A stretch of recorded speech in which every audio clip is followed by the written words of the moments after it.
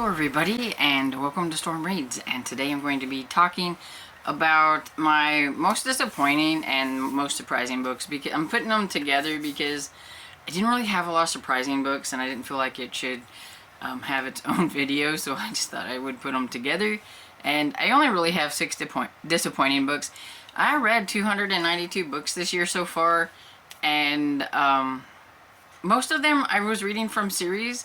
So they were from series that I liked, so there really, there was no surprising elements to anything, or, or I didn't really have a lot of disappointing ones either because of that. So I have 6 disappointing ones and 3 surprising ones. So I'm just gonna go ahead and start with the disappointed books, and they're not really in any particular order. How I have them written down. And the first one, even though I gave this one 4 stars, to me it was disappointing, and that's why it's on this list. And it's not because it was just bad or anything like that. It was just, I really like this series. So it's not really because this is a bad book per se. It's just because every time I read this series, I always give it like 5 stars, and this one only got 4 stars. And I don't know, it could even be more like a 3.5 the more I think about it, because I was just really aggravated. And that would be an Imposter by Deanna Raybourn, and this is number 7 in the Veronica Speedwell series. And I absolutely love this historical mystery series. It's one of my favorites. If anybody ever asks for historical mystery recommendations, it's always like one of the top ones that I will say. And I love Veronica, and I love Stroker, and that was kind of one of the main issues in this book, is what the author did to my favorite characters. So I did like that we learn as readers a lot more about Veronica Speedwell and stuff like from her past, because you don't really know a lot about her. You just know a few things. And so this time we get to kind of go back and find out a few more things about her. But what we find out is not necessarily great. And there is this one, as soon as we find out this one certain thing, it happened fairly early on in the book. I was worried. I was super worried about how it was going to go and how it was going to end. That Stoker has some trust issues, especially when it comes to women and things like that. And so that it's going to be headed in a way that the outcome, you just don't know how the outcome is going to be. And when the ending hit, I was so mad. And not only that, I thought the mystery in this one was super boring. And it was kind of a slog to get through. And normally I read this series, I read the books like super fast. I mean, I am into it. I want to figure it out, get it done. I want to know what's going on, be with my favorite characters. And no, it didn't happen with this one. Even my friend, the buddy read this with, felt the same way. So even though I still gave it 3.5, 4 stars, it was just really disappointing to me, because I always give this series 5 stars, and so I feel like it's dropped off its pedestal. I can't wait to get to the next one, though.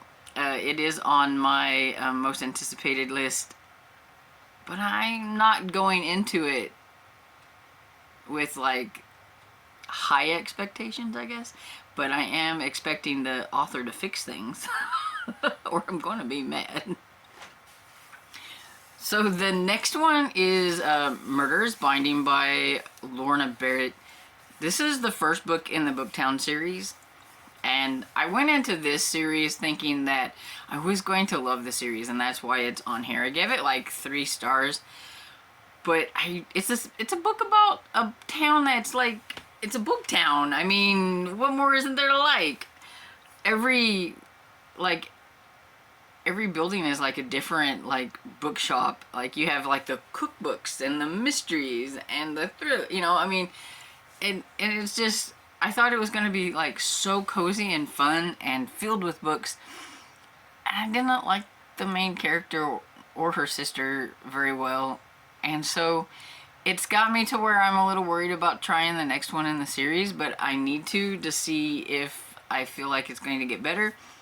This could just be a series that's not for me, but I was really, really wanting to really like this series, and that's why it's on here. Same with this next series. So, Melmac, don't come at me, because I know you love this series, and I'm going to give the second book a try, but I had to put Homicides hardcover by Kate Carlisle on this, because it was the same thing as like the other book. I was so anticipating loving this like series. It's about a bookbinder, and I really wanted to like it. And I guess my problem with this, and it's not a problem for a lot of other people, but for me, whenever I'm reading a cozy mystery series, I have expectations. There's not going to be any graphic violence or anything like that on the page. It's going to be like set in like a cozy setting, and there's not going to be any foul language. I get all of that from the other books that I read. So whenever I go to read a cozy series, I'm not expecting that. And this one had the F word in it, like, I don't know, 15 times or more. It just a lot, and some other words, and I was taken aback because I was like, oh, this is a cozy series, right? And that bothered me. And like I said, it won't bother other people, but I get that kind of stuff in thrillers, regular mysteries, things like that, you know. And so whenever I go to a cozy mystery, it's kind of like a palate cleanser, and it's kind of like, I know what to expect when I get a cozy mystery, and I did not expect that in this cozy. Some people are like, I don't remember that being in there, and so I don't know if maybe they revamped the books later on, but I do know that this first book came out in like I think 2009, before they really coined the term cozy mystery, and so maybe it just doesn't have quite that cozy, and maybe now, since it's still an ongoing series, maybe it has gotten a little bit cozier in those aspects, and that's why I'm willing to try again to see if I'm going to like it or not. But yeah, it was just disappointing because I really wanted to like it. And the next one is In the Woods by Tana French. It's the Dublin Murder Squad #1, and I really wanted to like this series because I wanted to like, it's an Irish series, and I read this, I think it was in March. It was for an Irish readathon. I was like loosely participating in it, and she's an Irish author, and so I wanted to try it, and I've seen mixed reviews about it, and I was really curious, and so I just went ahead and gave it a try. And so yeah, this is a mystery about some girl, I think it was a girl that, it's been a while since I read this, that was killed, and you learn, like at the beginning, it's about a boy who had something happen to him in like the 80s, and then now he's grown up, and that boy is a detective, but he doesn't let anybody know, like I think he's changed his name, and so nobody knows that he's that boy, that he's related to that case. And then whenever this happens, it kind of happens in the same woods and in the area, and so it's probably something he should like let people know, but he keeps it a secret and tries to figure things out. He doesn't even tell his partner, who is his actual friend. And I just don't really like him, and I didn't like how that was dealt with, and I don't know, I just couldn't get on with it with him as a character, and I didn't like how it ended. Then I went and like looked at like the next book in the series, and like he's not even in it, and it's like about his friend, the detective, and like some strange things, and I was like, this is going weird. And then like the next book in the series is like different people, and I'm like, this is like a weird mystery series, because usually, especially like if it's like a, you know, usually a detective series, you usually follow the same people. And so yeah, I was like, you know, I don't think I'm going to continue on with this series. And I tried this one, and I really wanted to like it because it's an Irish series, but I only gave it like 2 stars, and I'm not really, you know, it really wasn't something that even kept with me. Like, I actually had to look it up to see what it was about before I said anything, because I couldn't even remember anything about what it was about. And so, yeah. Then the next one is The Wretched Water Park by Kristen White. It's the first book in, I can't remember the name of the series. Sinister Slide or Sinister Park or something. I don't know. Anyway, it's a middle grade series, and it was one that I read during October for my spooky middle grade reads. And I don't know, I don't really remember anything about it except for it was about a couple, I think they were twins, and their sister, and something happened to their parents. And you never really figure out exactly, like, what happened to their parents. But now they're having to stay with their aunt, who's really strange, and sends them to this water park, where this water park is really weird. Like, it's not like a normal water park. And while they're there, they end up having to solve, like, a mystery, and they're trying to figure out, you know, what happened to, like, somebody in the water park, the main guy, and they get stuck in these places.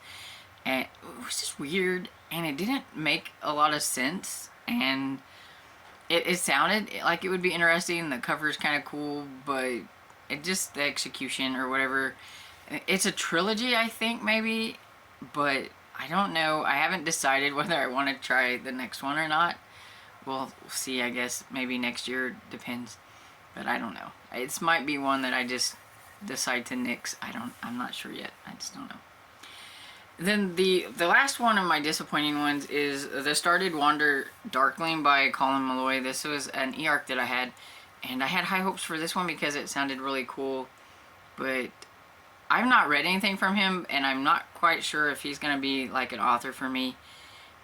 His writing style is not really something that I'm like a big fan of, and it was just really boring. It was a lot flowery, I can't say that. Kind of writing style, like, I don't know. For a middle grade book, it was super slow, and it was kind of, I felt like I was slogging through it a little bit, and it didn't really even make a lot of sense to me. It's about a friend group who, one of them's father, I think they're digging, and they end up digging where they shouldn't, and like unleash like some kind of evil or whatever, and then people start changing and turning. It almost reminded me of like Invasion of the Body Snatchers for kids or something. It was really strange. And then the ending happened, and I just didn't really feel like the ending was very spectacular. And like I said, it wasn't very memorable. I don't remember a lot, and even whenever I read the synopsis of it, it sounded really cool. And like it was on like my anticipated reads for middle grade, and yeah, it just didn't do it for me. It was boring, and so yeah, so it ends up on the disappointing list.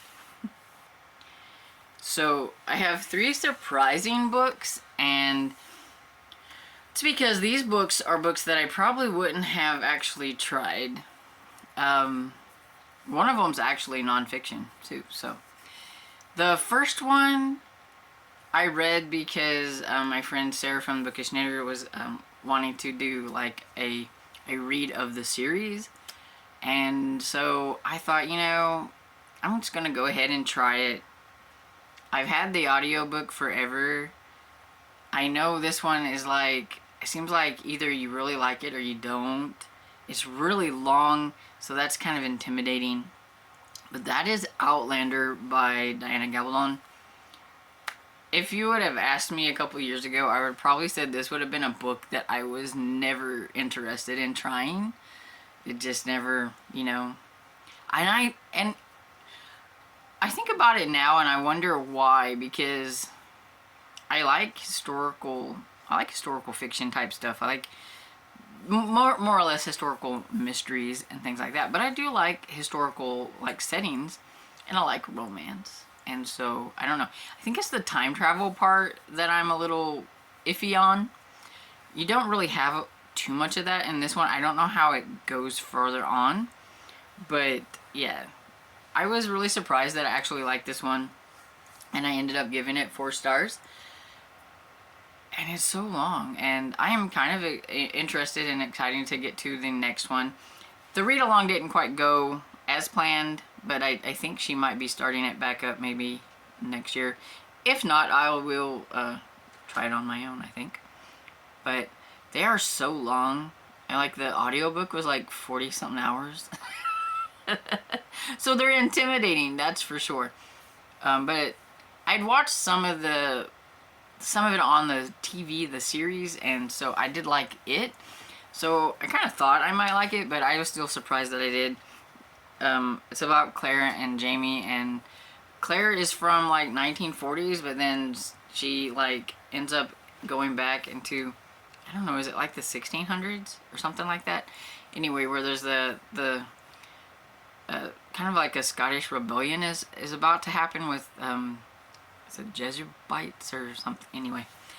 But anyway, it's the romance between the two of them and how she deals with it, because she's technically married in like the 1940s, but then, I mean, she's in this totally different era, and it's kind of to save her life has to marry like Jamie, so it's kind of weird. I'm kind of curious how they deal with that further on in the series. But yeah, I thought it was kind of fun, and so I was surprised. Another surprising book I also read because of Sarah from the Bookish Knitter, and because of Melissa from Librarian Labradors, because they both like this, and that is Gone with the Wind by Margaret Mitchell. I would have never thought I would actually touch this book. It was never a book that I was really interested in reading. I'd seen the movie when I was, I don't know, 19, 20. And I was so mad that my mother made me watch the movie because of how it ended. I was so upset. I was like, you made me watch this movie and that's how it's going to end? I was so mad. But I think reading the book, even though I didn't like how it ended, you know, I had a little bit better perspective of Scarlet and everything. I hated Scarlet. If you're going to have a character that you just absolutely hate, it's probably going to be Scarlet, and you're going to hate read, and you're and I think that's some people's problem. Like, if you can't like hate read through her, you know, sections and stuff, and you know, she has her moments where it's like, oh, you think she's going, and then no. But I mean, this is during the Civil War, and so you're getting a lot of that. And I think my favorite character was the Black Lady, or was it Mammy, I think, which was kind of like her nanny type thing that like worked in the house. She was a slave, I'm pretty sure, and but she was like cool, and she had some comebacks that I just really liked. She's like the one character that, because she knew Scarlet, that I think she always had hopes that she would turn around and be a good person, even though she knows she's not really all that good. But she could come off with some really good remarks that were a lot of fun. But yeah, Rhett Butler, though, I love Rhett Butler. He was awesome. He was great. He had a lot more patience with her than I would have ever had, and I do not blame him for the, you know, and that's the one thing. I think reading this, you have a lot more of an understanding of both characters, so that when it ends, even though you're like, oh, I don't like how this is ending, you still don't blame, you know, Rhett for what he does, and you feel kind of bad for Scarlet, but you know, not really. But yeah, I gave it 4 stars, and so I was surprised that I did. And then the last book I have is 1776 by David McCullough. I don't know why I had it in my head, I'm just going to read this book this year. I think I read it like in January, I think. It's like, why did I want to start my year off with a nonfiction book? I don't know. But I've always been kind of curious about it, and so I went ahead and read it, and it was really surprising. I learned a lot about the Revolutionary War, about how things happened. If certain people wouldn't have done what they did, the outcome could have been like totally different. Yeah, it was interesting learning a little bit about American history. You know, you learn that stuff in school, but you don't like get a deep dive into it.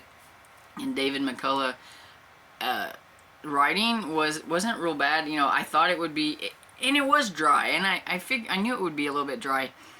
And I listened to it, and David McCullough like read his own book, and I think it could have been so much better if somebody else would have, because I just think they could have probably, if it was like a voice actor, could have gave it a little bit more life, and it wouldn't have been quite so dry. But I gave it 4 stars anyway, because I did enjoy it, and it was a lot of fun reading about, you know, the things that happened. And like I said, you know, you learning about certain characters from bygone era that if things wouldn't have went a certain way, you know, things might not have ended up how they are. And it was entertaining and fun, even though the writing was a little dry. And listening to it was a little dry. But you speed him up, it wasn't too bad. I just think that if they was to redo the audiobook and like have somebody else read it, it might be better. But I still enjoyed it. So I was surprised that I enjoyed it. That was the thing. I was surprised that I actually enjoyed it more than I thought I would. So there you go. So that's surprising reads. Like I said, I didn't have a lot and everything. So there you have it, my disappointing and surprising books. And do you have any disappointing or surprising books? Let me know what they were down in the comments. And I hope you enjoyed this video. And if you did, please give it a thumbs up and subscribe. And I will see you all in the next video. Bye.